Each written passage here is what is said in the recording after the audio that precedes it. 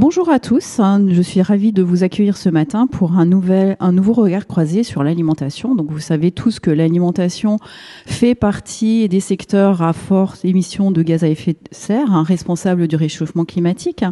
Et donc ce matin, on va se poser la question sur comment concilier une alimentation saine et durable.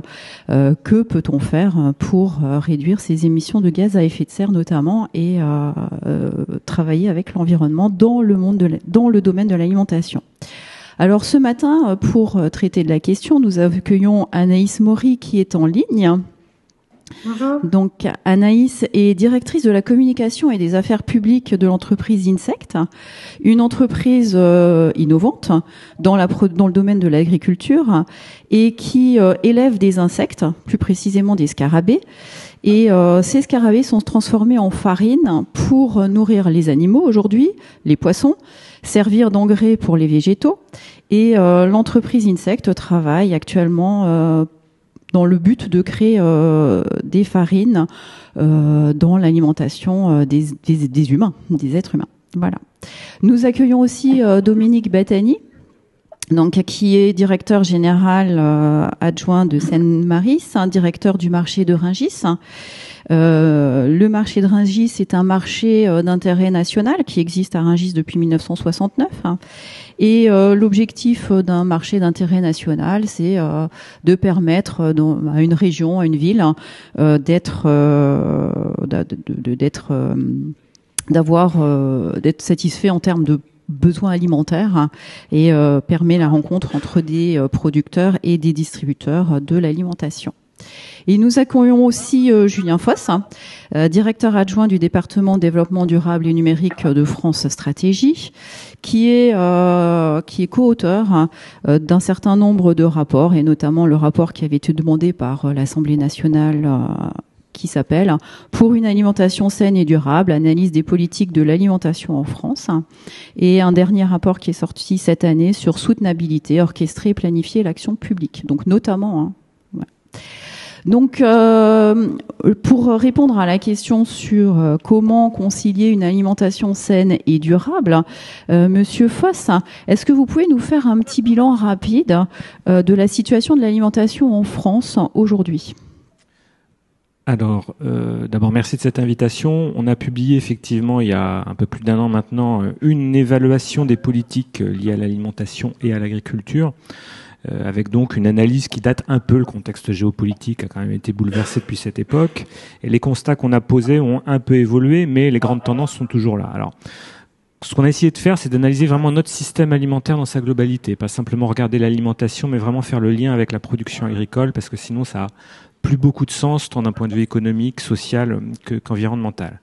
Et il s'avère que l'analyse de ce système alimentaire est quand même très contrastée, c'est-à-dire qu'on a des points extrêmement positifs et d'autres qui restent extrêmement négatifs. Sur les aspects purement nutritionnels et sociaux, on observe depuis les années 50-60 une augmentation de la quantité d'aliments produits en France, produits en Europe. On est dans une situation de sécurité alimentaire relative. Je dis relative parce qu'on reste dépendant d'importations sur un certain nombre de segments de marché. Et ça fragilise globalement notre système alimentaire. D'un point de vue purement nutritionnel, d'un point de vue sanitaire, on a une augmentation de la qualité alimentaire, avec néanmoins de plus en plus de gras, de plus en plus de lipides dans notre alimentation, au détriment d'autres nutriments plus bénéfiques. Et on a associé à cela une croissance de l'obésité, même si la France se positionne relativement mieux que beaucoup d'autres grands pays développés. On a quand même une obésité qui est assez importante en France, une prévalence qui a triplé en 30 ans, et on a surtout un gradient social lié à cette obésité qui lui n'évolue pas. Et ça, c'est une vraie préoccupation de santé publique qu'il faut adresser. Sur les aspects environnementaux maintenant, là aussi on a un bilan très contrasté, c'est-à-dire que l'agriculture, le système alimentaire est à la fois une source d'émissions de gaz à effet de serre, mais aussi une solution, parce qu'on a des leviers importants pour réduire les émissions, séquestrer du carbone. En termes de bilan carbone uniquement, donc le système alimentaire à l'échelle planétaire, c'est environ 1/4 des émissions de gaz à effet de serre de l'humanité. Au niveau national, c'est environ 20% des émissions de gaz à effet de serre qui sont liées à la production agricole elle-même. auquel il faut ajouter le gaspillage alimentaire et la consommation. Donc c'est un secteur important en termes d'émissions de carbone, mais c'est aussi un secteur qui a la particularité, puisque c'est le seul secteur économique en France qui a cette particularité-là, d'être le grand séquestreur de carbone en fonction des types de production, en fonction des modes culturaux, paysagers, etc. On peut avoir une séquestration de carbone assez importante. Et puis enfin, le dernier point qu'on peut regarder sur ces éléments de diagnostic, c'est toute la dimension économique. Et là aussi, on est sur quelque chose d'extrêmement contrasté. Du côté des agriculteurs, on a des revenus qui sont extrêmement variables en fonction des secteurs d'activité, mais qui sont en moyenne faibles, et plus faibles que la moyenne nationale. On a certains segments de production, notamment le secteur de l'élevage de ruminants, où les revenus sont très faibles. Et ce qu'on observe, et qui n'était pas le cas il y a une quinzaine ou une vingtaine d'années, c'est qu'on a une volatilité dans les revenus qui est beaucoup plus forte dans tous les secteurs d'activité, y compris chez les céréaliers. Jusque dans les années 2010, on avait l'habitude de considérer que les céréaliers gagnaient très bien leur vie et les autres types d'agriculteurs beaucoup moins. Et on observe depuis maintenant une dizaine d'années une volatilité beaucoup plus forte qui s'explique notamment par des aléas climatiques, par un contexte géopolitique qui est extrêmement complexe et qui fragilise cet aspect-là. Et puis dernier point sur ces éléments de diagnostic économique, cette fois du côté des consommateurs. Là, on observe une très grande variation aussi du coût de l'alimentation, de la part de l'alimentation dans le revenu des ménages. Et on a une fragilisation de tout un segment de population qui a été accru notamment par la crise Covid, avec un accès beaucoup plus fort à l'aide alimentaire. Et ça, c'est une vraie préoccupation. Les chiffres, globalement, c'était avant la crise Covid, en fonction de la manière dont on compte ça, mais entre 3 et 4 millions de foyers qui, chaque année, avaient accès à l'aide alimentaire. Et puis, on a une explosion liée à la crise Covid. On a aujourd'hui une situation économique avec une inflation forte qui risque d'accroître la situation. Et donc, cet accès à l'aide alimentaire va s'accélérer sans doute. D'accord, merci. Merci beaucoup. Nous accueillons également Monsieur Battani, qui est le directeur du marché international de Rungis.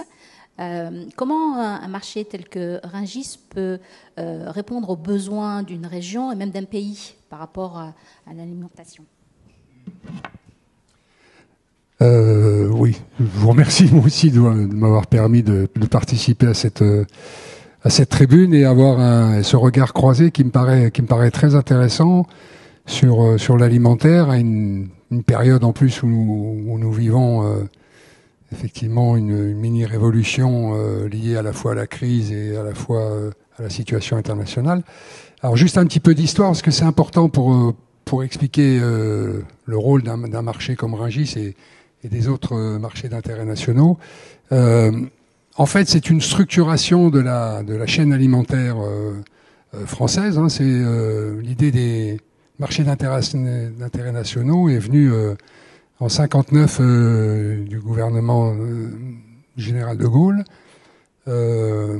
pour créer un maillon intermédiaire entre la production et la distribution, parce que c'est très compliqué quand vous êtes par exemple restaurateur de pouvoir avoir accès à l'ensemble des produits alimentaires dont vous avez besoin pour faire fonctionner votre restaurant.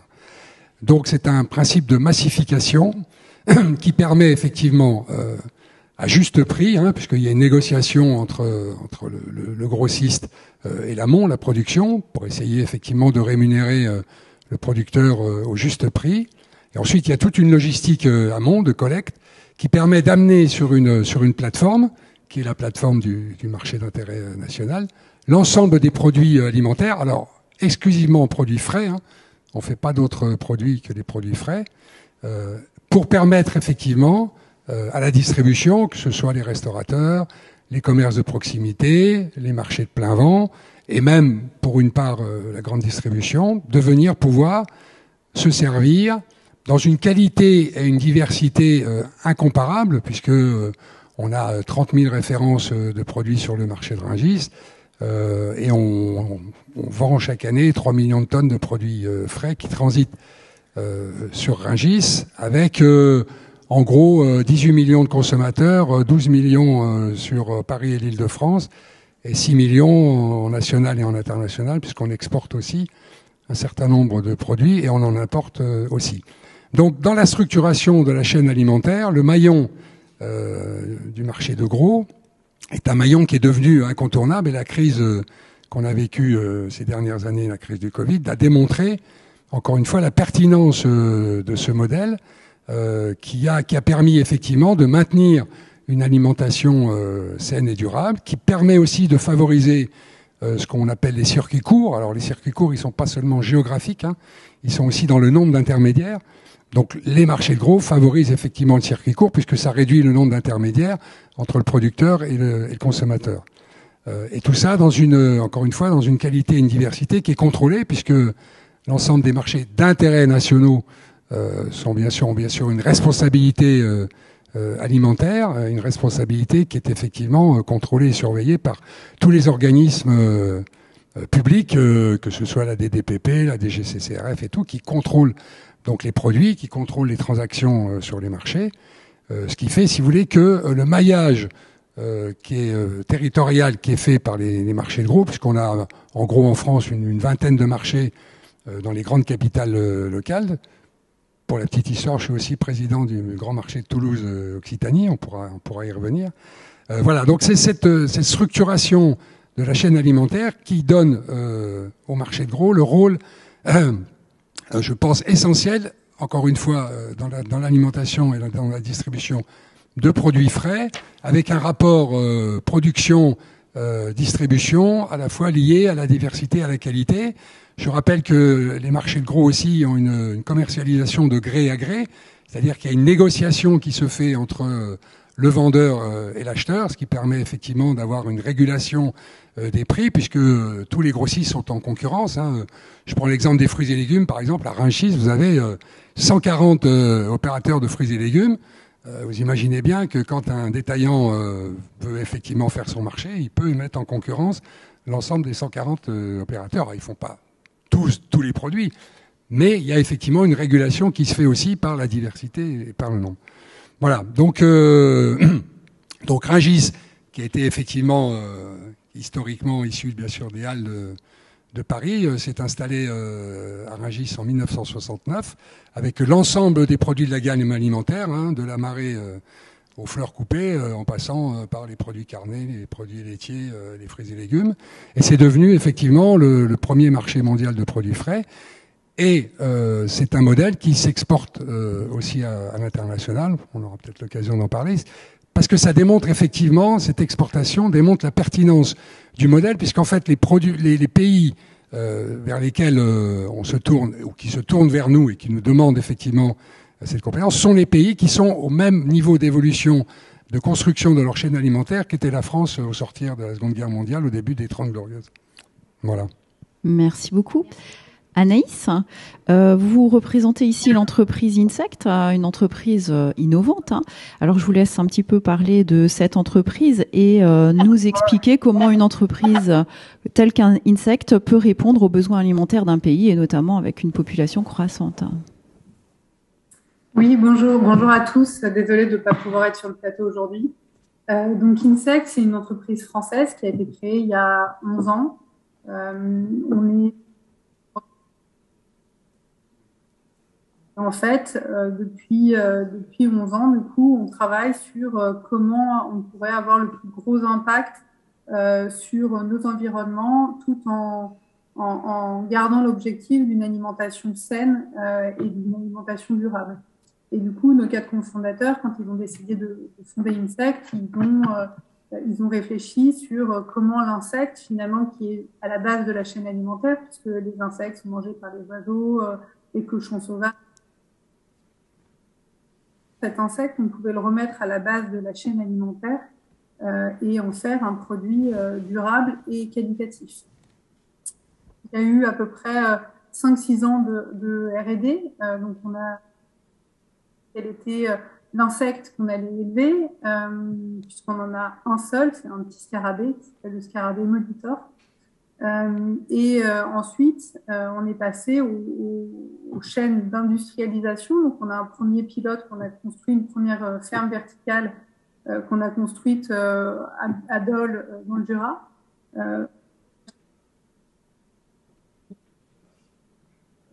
et on est en train de construire à Amiens une grande ferme verticale qui sera la plus grande au monde, qui mesure 45 000 m² et qui nous permettra de produire 200 000 tonnes environ de protéines, d'ingrédients à base d'insectes.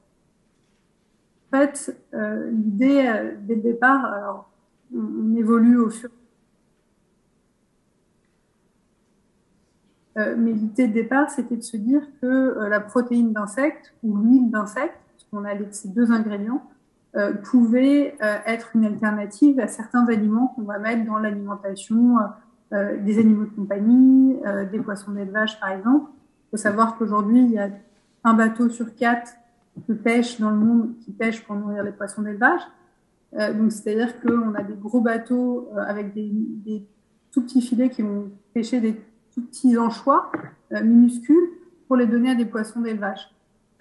Et nous, chez INSEC, ça nous paraissait un peu contre-productif, et ce notamment puisque ça entraîne des bouleversements en termes de biodiversité, c'est-à-dire que ces petits poissons, ils ne peuvent pas être mangés par des plus gros poissons que l'homme va manger, ils ne peuvent pas être mangés par des oiseaux qui vont la chaîne alimentaire. Et du coup, on s'est rendu compte, on a fait des études pour intégrer dans l'alimentation des poissons. Et en fait, par exemple, on a pu démontrer, alors c'est pas nous, hein, c'est des instituts indépendants, des universités à chaque fois sont à la pointe de cette espèce de poisson ou de crevette, par exemple, qu'avec notre protéine, les poissons grandissaient jusqu'à 35% plus vite et avec 70% de mortalité en moins, par exemple, que par rapport à de la protéine de poisson. Donc finalement, avec moins d'alimentation, on a des poissons qui vont vivre en meilleure santé, grandir plus vite. Donc en termes de durabilité, c'est aussi un grand pas. Donc ça, on va le retrouver finalement chez possible. Nous, notre insecte, on l'a choisi pour ses qualités très nutritives. Il est composé à 70% à peu près de protéines, qui est très digeste, très nutritionnel, et du coup qui apporte des effets à la fois performance et santé chez toutes nos cibles. Et donc depuis 2 ans maintenant, depuis le rachat de notre ferme aux Pays-Bas, on produit aussi la protéine d'insectes pour les marchés de l'alimentation humaine. Alors l'idée c'est pas de dire que on va être une alternative, en tout cas on va remplacer la viande, c'est pas le but.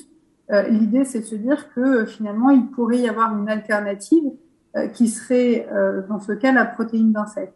Et par exemple là on a des études qui ont montré que la protéine d'insecte était comparable à de la protéine de lait. Donc par exemple pour les sportifs qui vont prendre des barres énergétiques ou des shakes ou des aliments très protéinés pour gagner en masse musculaire, récupérer avant l'effort, enfin préparer l'effort ou récupérer après l'effort, ça peut avoir un effet positif.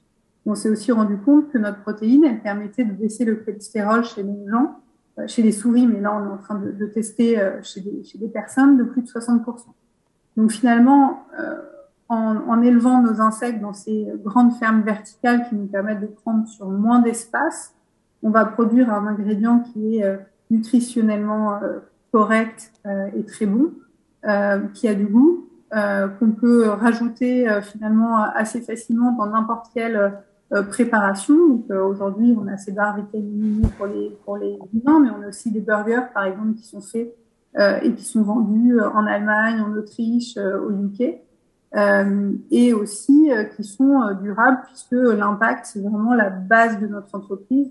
Une entreprise, sa raison d'être, c'est de se dire qu'on veut répondre aux enjeux de demain, donc nourrir la planète quand on sera 10 milliards, le faire le mieux possible et le plus durablement possible, surtout pour les générations à venir et pour la biodiversité et l'environnement. Merci Anaïs. Merci beaucoup. Monsieur Foss, vous êtes co-auteur du dernier rapport de France Stratégie, soutenabilité au pluriel, donc orchestrer et planifier l'action publique. Quelle serait, selon ce nouveau concept, la définition d'une alimentation soutenable ? Alors, une alimentation, la notion de soutenabilité qu'on a voulu promouvoir dans ce rapport, c'est vraiment la durabilité, donc les 3 piliers du développement durable, bénéfices environnementaux, bénéfices sociaux et bénéfices économiques, mais surtout intégrer la notion de temps long, qui n'est pas ou plus du tout prise en considération dans notre société, malheureusement, et ajouter à cela la dimension démocratique, la dimension de concertation, la dimension de co-construction. Donc ça, c'est le cadre générique de pensée qu'on a essayé de promouvoir pour réfléchir à une évolution de l'élaboration et de la mise en œuvre des politiques publiques au sens très large du terme.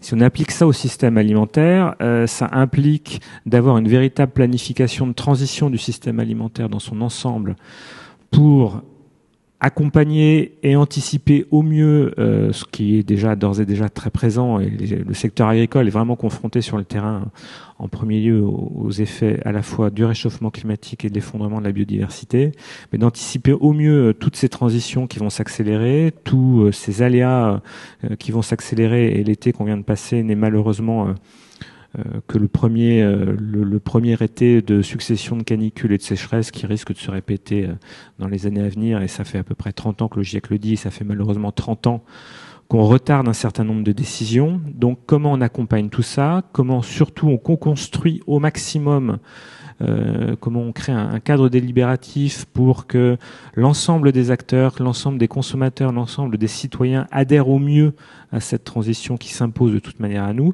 Donc c'est un peu ça qu'il y a derrière cette notion d'alimentation soutenable. Donc une alimentation bénéfique pour la santé, qui permet à tous les citoyens, à tous les consommateurs d'accéder à une alimentation de qualité, qui soit bénéfique pour l'environnement, et puis surtout qui permette d'anticiper sur le temps long l'ensemble des catastrophes qui s'annoncent et qui sont déjà présentes.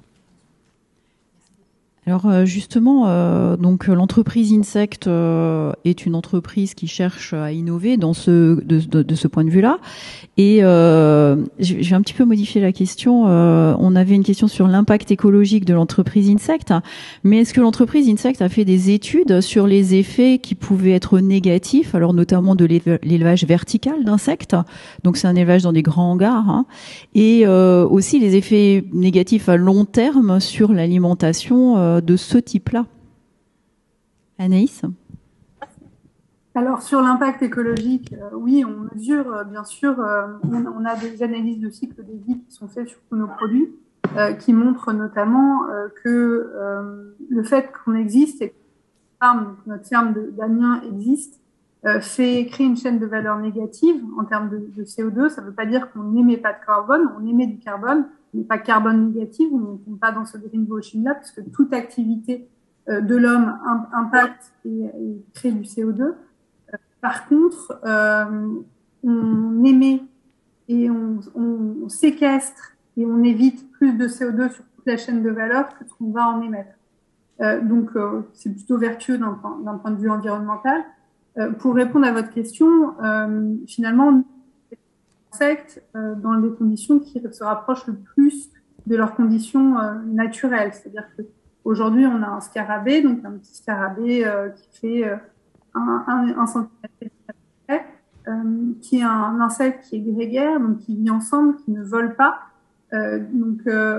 Et on répond très bien à la directive animale qui nous permet justement de les élever dans les meilleurs. Ils sont élevés en quantité, ils sont élevés en vertical, mais finalement ça ne change pas grand-chose puisqu'ils sont dans un bac, dans un contenant rassurant, avec l'alimentation qu'il leur faut, avec l'actions sur leur environnement qui sont nécessaires et sur l'alimentation finalement. Quels pourraient être les impacts? On a aujourd'hui plus de 2,5 mondiales qui mangent des insectes. Alors aujourd'hui c'est peu développé en Europe notamment, mais au Moyen-Âge on mangeait des insectes. C'était un plat de faste, c'était un plat de buffet, de repas très très chic. Et du coup c'est quelque chose qu'on connaît et qu'on connaît notamment à travers l'Asie, l'Amérique, etc. Donc, il n'y a pas de peur à avoir sur l'alimentation à base d'insectes. Merci beaucoup. Monsieur Battani, Comment le marché international de Rungis, mais aussi de Toulouse, s'adapte à l'évolution de la demande en alimentation, essentiellement alimentation durable? Dans l'alimentation générale, je pense qu'il faut distinguer deux évolutions, l'évolution sur les produits consommés et l'évolution sur les modes de consommation. Ce qu'on observe sur les produits, effectivement, c'est que de plus en plus, les demandes des consommateurs sont modifiées. Je prends un exemple, par exemple, celui de la viande, c'est celui dont on parle le plus souvent. Pour vous donner une échelle, en 69, en 73 même, parce que les produits carnés sont installés à Rungis qu'en 73, après avoir fait un petit crochet par les abattoirs de la Villette. Le pavillon avait été, de la viande en carcasse avait été construit pour une consommation de 150 000 tonnes annuelles. Donc dans les années 75-80. 40 ans plus tard, on est à peine 85 000 tonnes par an. Donc, vous voyez la chute un peu des produits consommés en produits carnés. Mais bien sûr, pour équilibrer la consommation, il y a d'autres produits d'autres gammes de produits qui sont développées, comme la volaille par exemple, ou les produits laitiers qui prennent aussi de plus en plus d'ampleur. Et on l'a vu aussi pendant la crise, ce sont des produits effectivement refuge. On mange maintenant des produits laitiers, pas seulement à la fin du repas, mais dans toutes circonstances. Donc ça, c'est l'accompagnement, je dirais, sur des gammes de produits. Après, vous avez aussi des modifications de mode alimentaire. Hein. Vous avez de plus en plus de mode alimentaire hors foyer, ce qu'on appelle la RHD ou la RHF, hors foyer, qui correspond effectivement à des modes de consommation. Vous avez aussi le développement du e-commerce, hein, où les gens commandent de plus en plus sur Internet. Donc, la vocation des marchés d'intérêt nationaux, c'est d'accompagner ces nouveaux modes de fonctionnement, de diversifier bien sûr les produits. Je vais prendre un autre exemple avec les produits issus de l'agriculture biologique. Il y a toujours eu à Rungis, notamment dans les fruits et légumes, des entreprises qui ont travaillé avec du bio à une époque où on n'en parlait pas autant. Et puis on a bien vu que dans la consommation des Français dans les années 2000-2010, la recherche des produits bio dans toute la gamme des produits était un besoin élémentaire. Donc on a décidé à Rungis et puis dans les autres marchés ensuite de créer un pavillon des produits biologiques. Parce que à Rungis, pour identifier un produit ou une gamme de produits, il faut avoir un pavillon. Voilà, c'est historique. Il y a le pavillon des produits carnés, le pavillon de la marée. Et donc, si vous voulez effectivement montrer que les marchés suivent effectivement le goût et les nouveaux modes alimentaires, eh bien, vous créez un pavillon. Donc, on a créé en 2015, je crois, 2017, un pavillon bio où on a regroupé l'ensemble de la gamme des produits alimentaires, à l'exception de la marée, mais on avait des produits carnés, des fruits et légumes bien sûr, des produits laitiers. On a même eu effectivement des produits bio à base d'insectes. Voilà. Donc on accompagne effectivement ces nouveaux modes. On a créé une plateforme de e-commerce, même si le e-commerce en produits frais est assez compliqué notamment dans la partie logistique. Mais néanmoins, on a quand même créé une plateforme. On a été précurseur dans ce domaine, hein, ce qu'on appelle une marketplace, qui fonctionne, qui développe progressivement, parce que il faut accompagner effectivement quand vous créez une marketplace, il faut accompagner les entreprises dans le digital. Bon, les entreprises ont un rythme d'accès au digital qui dépend un peu de chaque entreprise, mais néanmoins, les entreprises investissent, Rungis investit, les marchés investissent, et donc on a une vocation, comme je le disais en introduction, à accompagner à la fois sur les nouvelles gammes de produits, pour mettre à disposition des consommateurs les produits qui sont demandés, qui sont recherchés, en essayant aussi de raccourcir ce que je disais sur les circuits courts tout à l'heure, en essayant de privilégier la production locale, qui est beaucoup recherchée aussi maintenant. Je prends l'exemple à Toulouse, où à Toulouse, on a la chance d'être implanté dans une région, l'Occitanie, qui est une forte région de production, de producteurs. Et donc, contrairement à Rungis, où à Rungis, on travaille avec des grossistes et avec des GASC, des services complets. Sur Toulouse, on travaille beaucoup plus avec la production locale, avec des groupements de producteurs, des coopératives qui viennent sur le marché, alors qu'ils s'installent pas forcément de manière permanente, certains qui viennent simplement présenter leurs produits à la vente et qui repartent avec leurs produits. Il y a une grosse action aussi de la région Occitanie qui aide beaucoup à la mise en valeur des produits locaux. Et donc on a un écosystème qui est plus basé sur les productions locales et qui répondent aussi à une volonté, à un besoin des consommateurs maintenant. Le consommateur, quand il va maintenant dans un magasin, il veut qu'on lui raconte l'histoire du produit, d'où il vient, comment il a été cultivé, et tout ça, c'est aussi une force des marchés de gros par rapport à la grande distribution, même si la grande distribution a bien compris aussi le virage à prendre et est en train de le prendre, elle l'a déjà pris. Mais nous, il y a vraiment un contact direct entre le consommateur et le vendeur, où on raconte l'histoire d'un produit. Ça, je pense que c'est vraiment une tendance très forte actuellement. Et encore une fois, l'accélérateur de la crise Covid a démontré, encore une fois, les produits bio, par exemple, ont été des produits refuges pendant la crise du Covid, où on a vu une progression de plus de 20% de la vente des produits bio. Après, le problème des produits biologiques, c'est souvent le problème du coût. C'est pour ça que les marchés d'intérêt nationaux ont aussi ce rôle et cette obligation de régulation des coûts des produits, avec une bonne rémunération de l'amont, mais aussi un coût maîtrisé pour que l'accès aux produits frais, aux produits de solidité, à la qualité, soit accessible effectivement à l'ensemble des consommateurs de la région qui est desservie par les marchés. Alors, j'aimerais rebondir justement sur l'État qui, donc dans les années 60, a souhaité justement assurer une sécurité alimentaire dans les régions et dans certaines villes, grandes villes. Et l'État est aussi un parti prenant de la sécurité alimentaire, de promouvoir une alimentation saine et durable. Et donc, Anaïs, est-ce que vous pouvez nous dire si l'État joue un rôle dans votre entreprise en vous imposant des contraintes, en ayant des attentes vis-à-vis de la production d'insectes? Alors déjà, je pense que ce qu'il faut dire, c'est que sans l'État et sans l'accompagnement public de start-up, Insect n'existerait pas.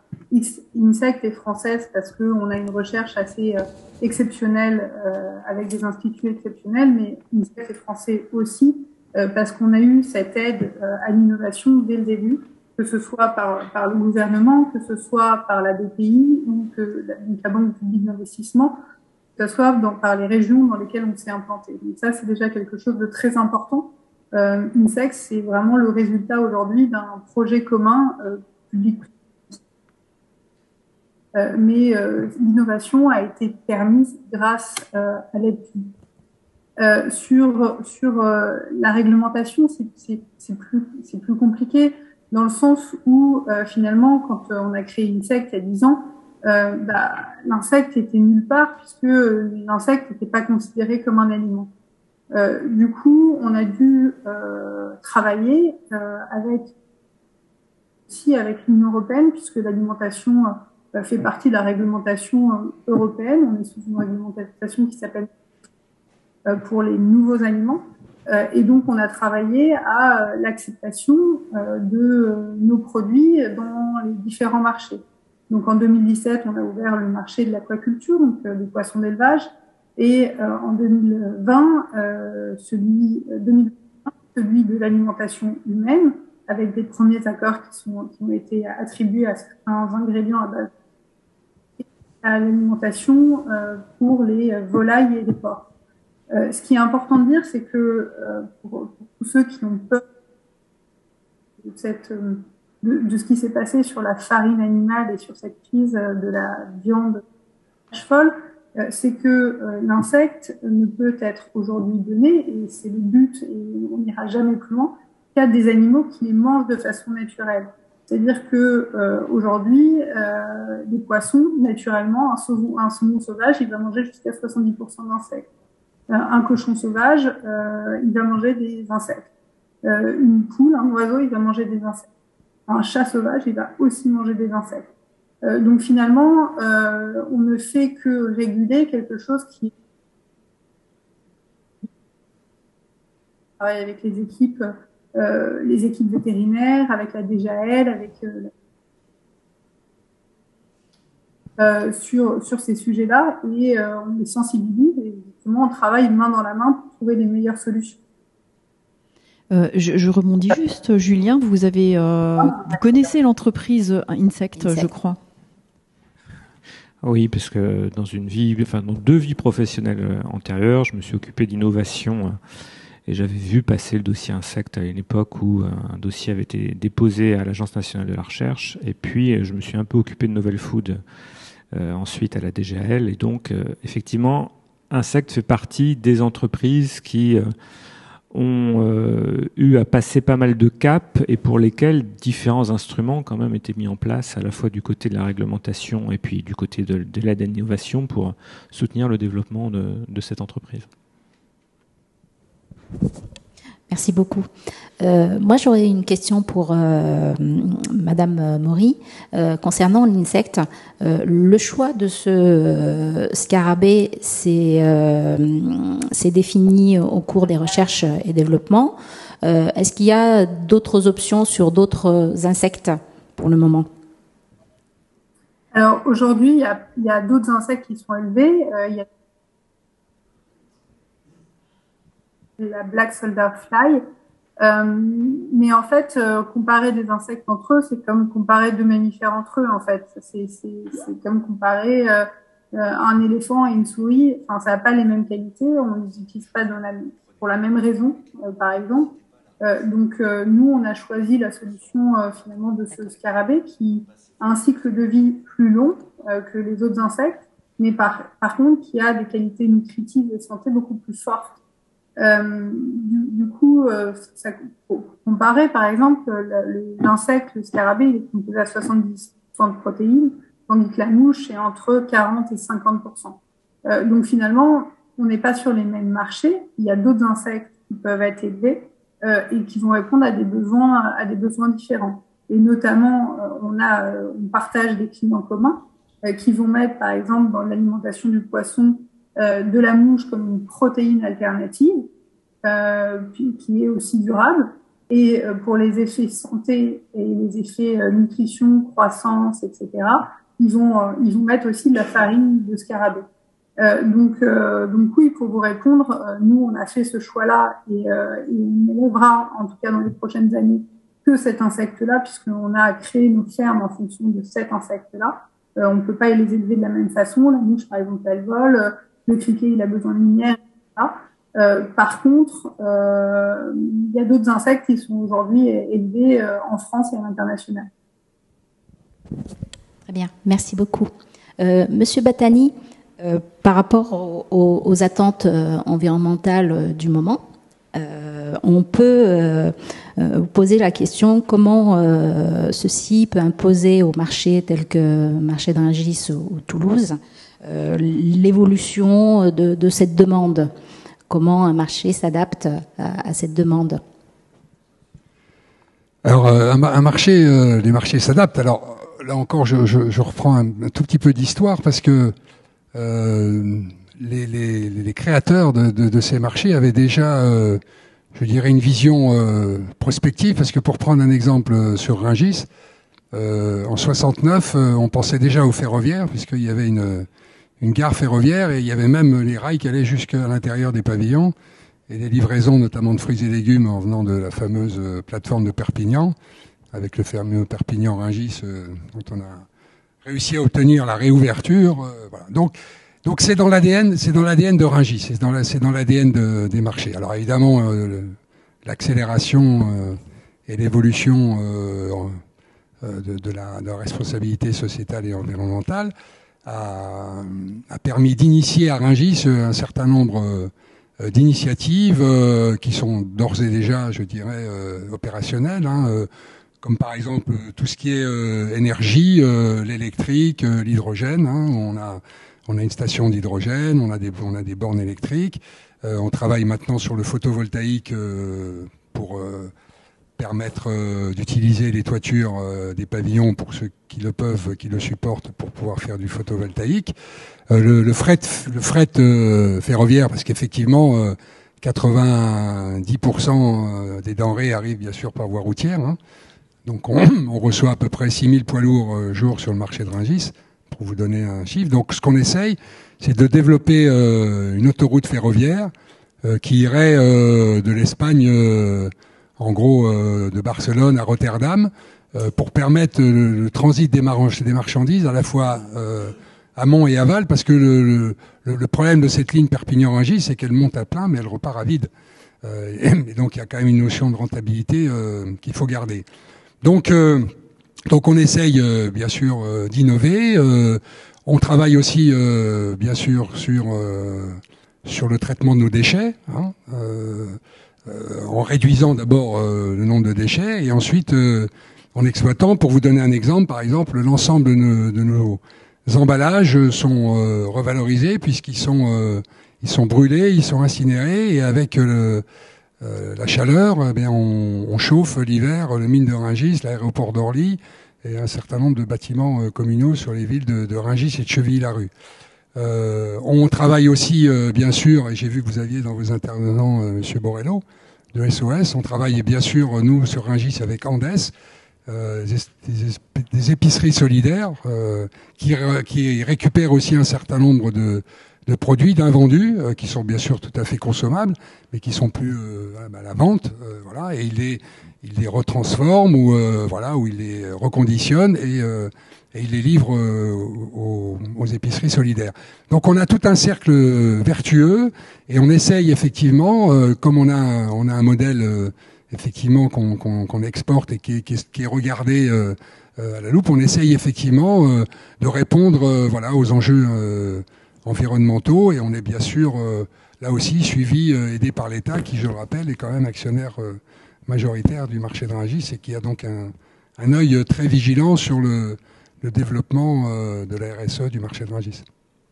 Alors, vous évoquez justement l'utilisation, vous évitez le gaspillage, entre guillemets. Alors, je reviens sur un élément qui avait été cité par Julien tout à l'heure, sur le gaspillage. Et donc, dans nos échanges, vous avez dit que 15% de la production alimentaire était... je ne sais plus exactement. Alors, c'est 30% de perte et gaspillage quand on regarde toute la chaîne. Alors, il y a une partie qui est incompressible parce qu'il y a, on va dire, un certain nombre d'aléas lors de la production qui font qu'il y a un peu de perte. Et il y a tout un tas de gaspillage liés à des questions logistiques, à des questions de perte au niveau de la consommation. Et ça correspond quand même à 5% des émissions de gaz à effet de serre territoriales du pays. Donc c'est un vrai levier de réduction de notre impact carbone collectivement, et c'est aussi un levier d'adaptation du système alimentaire dans son ensemble. Si on arrive à jouer sur ce secteur-là, sur ce domaine-là de la limitation du gaspillage, si on arrive à mieux utiliser un certain nombre de coproduits, de déchets pour produire de l'énergie. Et je parle vraiment de produits dont on ne peut rien faire d'autre. Là aussi, on a des bénéfices, et c'est un facteur d'adaptation, parce que si au niveau de la production, on développe des modes de production. On a parlé du bio tout à l'heure. On sait que sur le bio, il y a un peu moins de rendement. Mais si à côté de ça, on limite le gaspillage, on arrive à assurer la sécurité alimentaire. Et en tout cas, on peut moduler comme ça les équilibres tout au sein du système alimentaire. Donc cette dimension gaspillage est extrêmement importante. Et là aussi, il y a eu des politiques qui ont été mises en place depuis une dizaine d'années environ et qui ont montré leur efficacité, la capacité qu'on avait à jouer là-dessus. Justement, hier, la question du comment a beaucoup été posée, sur comment faire. Hein, et dans votre rapport, vous proposez donc l'idée de planification environnementale. Et donc la question qui se pose, planification environnementale, le terme de planification fait peur, hein, mais en même temps, comment faire pour que toutes les parties prenantes, donc les entreprises, on n'a pas beaucoup parlé du consommateur là, hein, mais le consommateur, l'entreprise, l'État, peuvent se coordonner justement pour arriver à une solution durable. Alors, juste sur la planification fait peur. Donc je rappelle qu'on a eu des plans quinquennaux en France jusque dans les années 90 et nous n'avons pas sombré dans le soviétisme absolu. Donc bon, on arrive à survivre avec un peu de planification. Faut pas perdre de vue que la planification à la française, entre guillemets, version Jean Monnet après-guerre, donc c'est un contexte historique totalement différent. Mais ça avait un avantage et un intérêt majeur, c'est que pour construire ces plans, on mettait l'ensemble des parties prenantes, l'ensemble des corps constitués autour de la table pour se fixer des objectifs communs. Et cette dimension de concertation-là, dans une période assez chahutée, où on voit bien que la question de la démocratie participative, de l'association des citoyens à la décision est de plus en plus questionnée, ça jouait ce rôle-là aussi. L'idée de la planification écologique, c'est co-construire des grands objectifs partagés et fixer le cap vers lequel tout le monde peut tendre. Donc il ne s'agit pas, comme on pouvait le faire dans les années 50, parce que l'État était principal actionnaire de l'ensemble des grandes entreprises du secteur économique. C'est plus du tout le cas. On est dans un système mondialisé, donc on ne peut plus du tout fonctionner comme ça. Mais en tout cas, fixer des objectifs d'intérêt partagés en disant il va falloir évoluer sur tel secteur de production. Alors, les fruits et légumes en France, on est déficitaire pour tout un tas de raisons. Historique, économique, etc. Et se dire, essayons de mettre l'accent sur une production locale qualitative de fruits et légumes en mettant en place les instruments financiers d'aide à l'innovation, etc., qui vont dans le bon sens. Ça peut être un bon exemple de planification écologique qui va permettre d'emporter tout le monde, les acteurs du secteur agricole et puis aussi les consommateurs, parce que on a des co-bénéfices environnementaux, des co-bénéfices nutritionnels à faciliter la consommation de fruits et légumes. Donc ça, c'est un exemple de ce que l'on peut faire.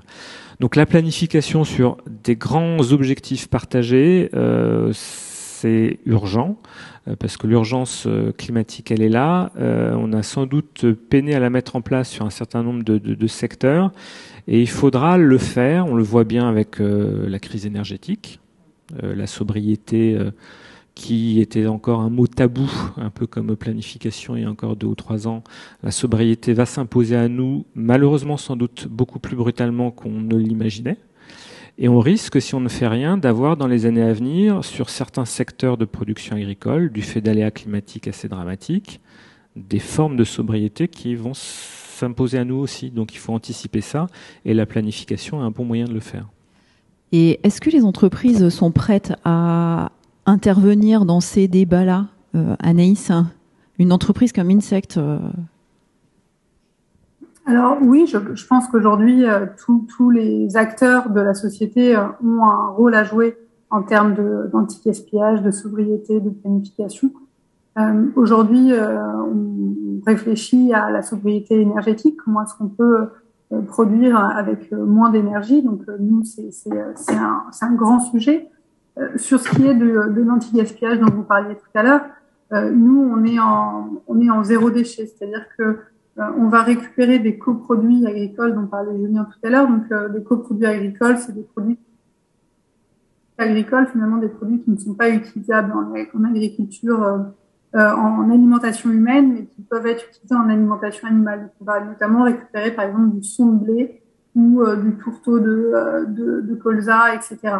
pour nourrir les insectes. Et en fait, à partir de là, on a zéro déchet. Donc, sur nos insectes, on les transforme quand ils sont quand ils sont au niveau de la larve, puisque c'est l'équivalent de la graine, c'est là où ils ont plus de protéines, plus d'huile. Donc on les transforme à ce moment-là. Tout au long de leur vie, finalement, ils vont avoir des excréments, et ces excréments, on va les récupérer pour en faire un engrais utilisable en agriculture biologique et qui a un rendement soit égal, soit supérieur à un engrais chimique. Donc finalement, on est à cette chaîne. Malgré tout, il nous reste encore plein de choses à faire, et notamment, on a aligné notre politique environnementale sur les accords de Paris revus. Et du coup, d'ici 2040, on s'est engagé encore à réduire drastiquement notre production d'énergie, en tout cas tout de CO2, etc., pour nous aligner sur les On ne vous entend plus. Ah, vous m'entendez plus? Maintenant, si. Est-ce que pardon.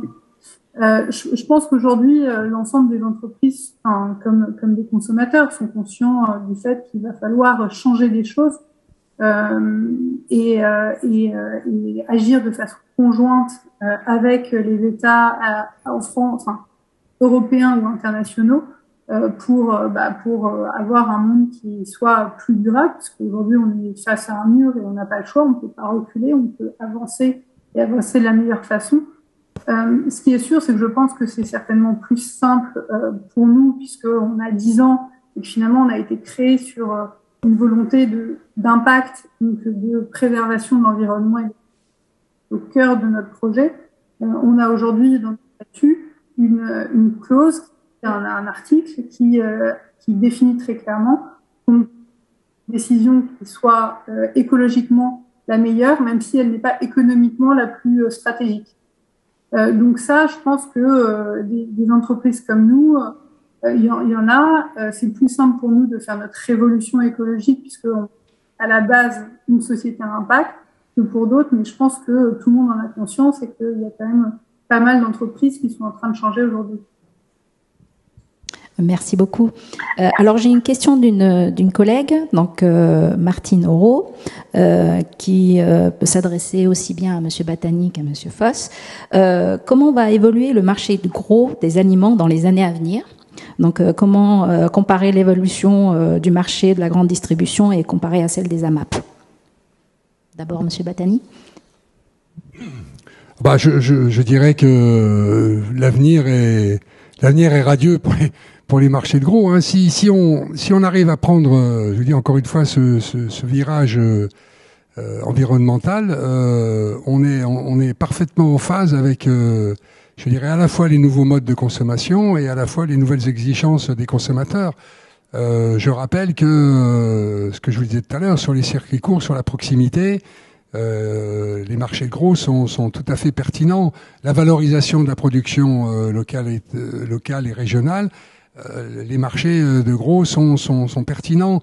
La massification des produits, la réduction de la pollution, enfin de tout ce qui est énergétique, le raccourcissement des circuits, le développement de nouveaux modes logistiques. Je prends l'exemple, je vais reprendre encore une fois l'exemple à Toulouse, où on a un projet tout à fait innovant. Quand on a repris la gestion du marché de Toulouse avec l'appel d'offres de la métropole, on a décidé de s'associer avec la Poste pour la partie logistique. Donc on avait le marché qui constitue le garde-manger, je dirais, qu'on a développé, mais on a associé tout de suite ce développement avec un mode de transport propre qui a été réalisé par la Poste et qui fait que maintenant que le modèle fonctionne, eh bien l'ensemble des produits qui sortent du marché sont transportés à base de véhicules propres par la Poste sur la métropole de Toulouse et les environnements. Donc je crois que dans l'innovation et dans la réflexion globale sur les nouveaux modes de consommation, je vous dis, sur la logistique et les nouveaux produits à développer, j'ai pas d'inquiétude sur l'avenir des marchés. Et je vous dis encore une fois, la crise sanitaire que nous avons vécue nous a montré la pertinence de ce système. Alors là où je reçois Monsieur Foss, c'est que ce qu'on constate effectivement, c'est l'accélérateur des phénomènes, et c'est pour ça qu'il faut pas tarder. Il faut être très réactif. Et il faut aller vite, parce que maintenant il y a une véritable urgence, et chaque niveau de responsabilité doit prendre sa responsabilité et doit s'engager très rapidement dans ce mouvement, parce que sinon, je pense qu'on risque de pas être au rendez-vous, mais ce sera pas uniquement les marchés de gros. Monsieur Foss, vous voulez rajouter quelque chose par rapport à cette question? Non, tout a été dit. Enfin, moi, je crois, mais on en avait discuté un peu en préparant cet échange, c'est que il va pas y avoir une solution, il va pas y avoir un modèle, mais il va y avoir une multiplicité de modèles qui vont se développer pour essayer de s'adapter à tout ça, et la dimension locale, la reterritorialisation du système alimentaire va vraiment faire partie de l'ADN de l'évolution du secteur dans les années à venir. C'est déjà présent depuis une dizaine d'années, mais on voit bien que la crise Covid plus les aléas climatiques vont accélérer cette question, plus la crise ukrainienne bien évidemment et le contexte géopolitique qui est quand même extrêmement tendu, font que reterritorialiser, relocaliser un certain nombre de productions et puis adapter toutes les filières autour pour essayer de s'appuyer sur l'historique qui était positif, ça va vraiment faire partie des éléments structurants pour les années à venir.